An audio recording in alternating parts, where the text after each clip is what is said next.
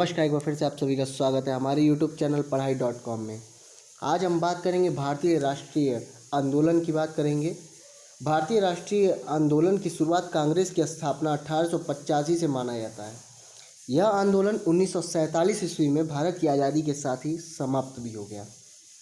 बात करते हैं भारतीय राष्ट्रीय कांग्रेस की। इसकी स्थापना 1885 में सेवानिवृत्त ब्रिटिश अधिकारी A.O. ह्यूम के द्वारा की गई। इसका नाम था इंडियन नेशनल यूनियन, लेकिन दादा भाई नौरोजी ने इसका नाम इंडियन नेशनल कांग्रेस कर दिया। भारतीय राष्ट्रीय कांग्रेस का पहला अधिवेशन दिसंबर 1885 में बम्बई के गोकुलधाम तेजपाल संस्कृत महाविद्यालय में हुआ। प्रथम सम्मेलन की अध्यक्षता व्योमेश चंद्र बनर्जी ने की थी और इसमें कुल 72 प्रतिनिधि ने भाग लिया था।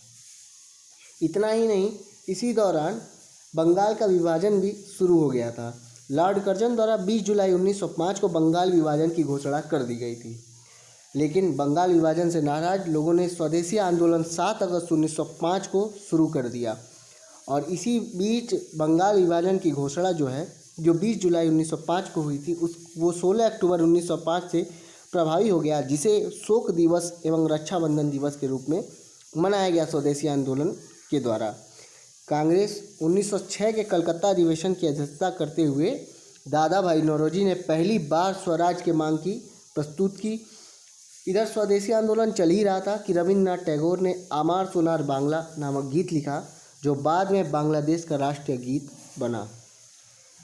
जैसे ही कांग्रेस का कलकत्ता अधिवेशन शुरू हुआ, उधर मुस्लिम लीग का गठन शुरू होने लगा।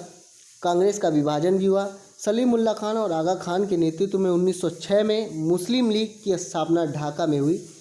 मुस्लिम लीग के प्रथम अध्यक्ष वकार उल मुल्क मुश्ताक हुसैन थे।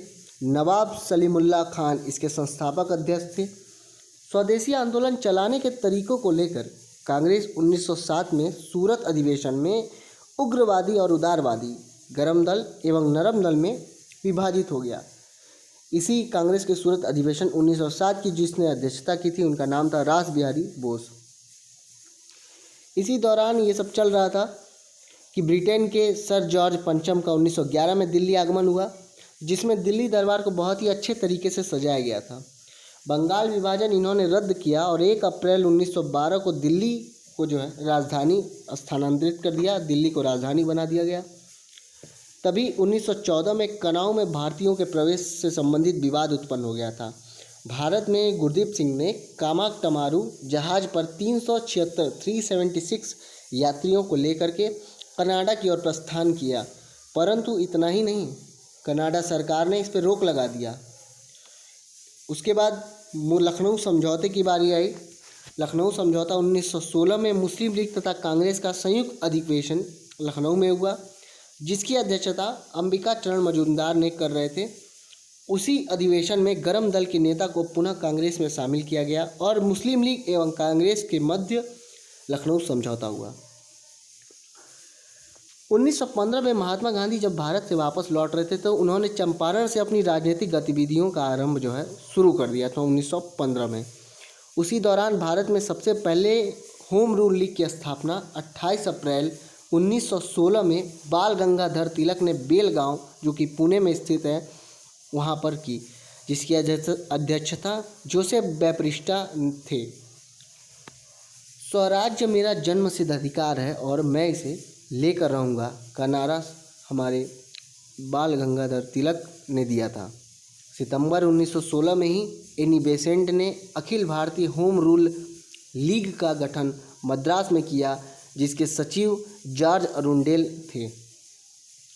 इधर चंपारण सत्याग्रह चल रहा था। चंपारण सत्याग्रह 1917 में भारत में गांधी जी का प्रथम सत्याग्रह था, जो बिहार के चंपारण नामक स्थान से प्रारंभ हुआ था।